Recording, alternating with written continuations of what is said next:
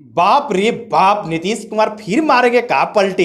यही चर्चा बिहार के सभी चौक चौराहे पर हो रहा है, हर घर में हो रहा है। और क्यों हो रहा है? जब लोग अखबार के पन्ने पलट रहे हैं, जब लोग मोबाइल एक्सप्लोर कर रहे हैं, तो दिख रहा है कि नीतीश कुमार पलटी मारेंगे। और बिहार की जनता फिर बोल रही है बाप रे बाप, फिर चाचा पलटी मारेंगे। देखिए, इसके पीछे पूरी कहानी आपको हम बताते हैं, तो पूरी बात सुन लीजिए।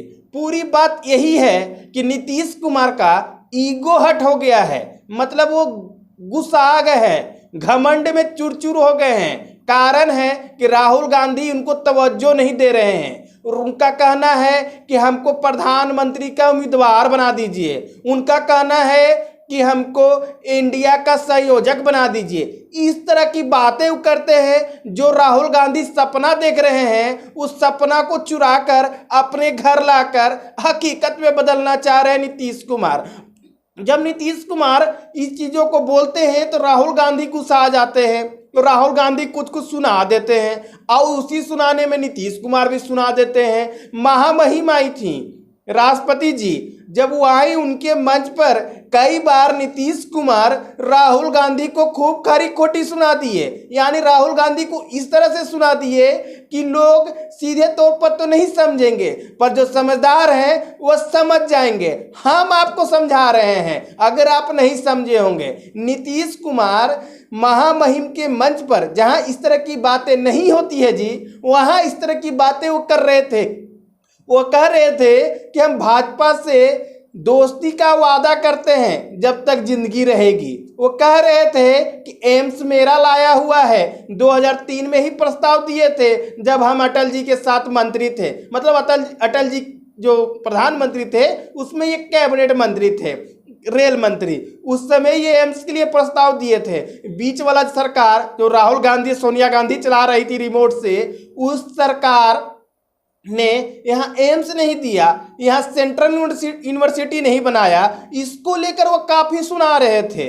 और इस सुनाने के बाद जिस तरह से लालू यादव गुस्सा हुए, राहुल गांधी गुस्सा हुए, और उस गुस्सा का परिणाम यही हुआ जी कि वो चले गए एमपी, भाग गए एमपी। बिहार छोड़कर नहीं भागे हैं, अपने 5 लोगों को वहां उतार दिए हैं चुनाव में। और किसको हराने के लिए? तो राहुल गांधी को हराने के लिए। सिर्फ यही कह रहे हैं वो कि राहुल गांधी को हरा दो, उन 5 सीट को हरा दो। जिसी तरह हम मेरी हुआ ताकत दिखनी चाहिए, और वे ताकत को दिखाना नहीं चाह रहे हैं, अपना घमंड साबित करना चाह रहे हैं कि हम कितने बड़े घमंडिया हैं। कारण इसके पीछे की बात बताते हैं। एक मुख्यमंत्री के लिए इस तरह की बातें नहीं बोलनी चाहिए, पर बोलना इसलिए पड़ता है कि 2013 में, सुनिए, 2013 में आपका इसी घमंड की वजह से बिहार में आपने बहुत बड़ा एक घटनाक्रम कर दिया था, राजनीतिक घटनाक्रम। आपने भाजपा से दोस्ती तोड़ दी थी, और दोस्ती तोड़कर आप अकेले चुनाव लड़ने गए थे,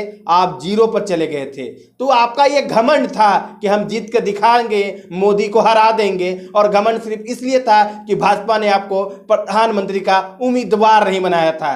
क्या जी हम सही बोल रहे होंगे? तो आप जरूर लाइक कीजिएगा, कमेंट कीजिएगा। और दूसरी बात यह है जी कि अगर नीतीश कुमार भाजपा से गठबंधन नहीं तोड़ते तो आज भी वो सुशासन चाचा ही कहलाते, पलटी मार चाचा नहीं कहलाते। वजह तो आपको मालूम ही है कि 2013 में उनका ईगो हट हुआ, 17 में ईगो हट हुआ, फिर 2022 में ईगो हट हुआ। उनका ईगो हट होते रहता है। हो सके 2023 या 24 में ईगो हट हो जाए, उसमें भी नहीं हो 2 साल में ये, तो 2025 में ईगो हट होगा जी। आप ईगो हट को लेकर इतना बाप रे बाप मत कीजिए, क्योंकि बिहार की राजनीति है, यहाँ हर दिन बाप रे बाप वाला खबर आते रहेगा। और इसी तरह का खबर को देखने के लिए हमें सब्सक्राइब कीजिए, हमारे चैनल को सब्सक्राइब कीजिए, लाइक कीजिए।